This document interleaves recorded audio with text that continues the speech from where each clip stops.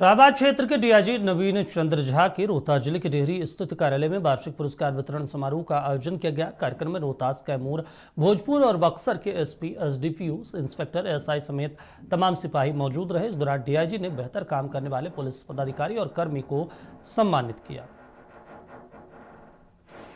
आज जो वार्षिक पुरस्कार वितरण समारोह है उसका आयोजन किया गया था रेंज कार्यालय में।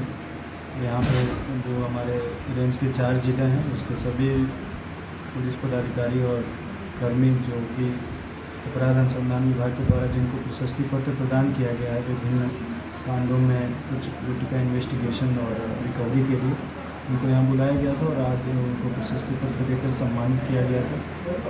उसके अंतर्गत एसपी भोजपुर, एसपी बक्सर और एसपी कैमूर और एसपी रोहतास यहाँ पे उपस्थित हुए थे। साथ ही कुछ एसडीपीओ भी यहाँ पे उपस्थित थे जिनको पत्र प्रदान किया गया है।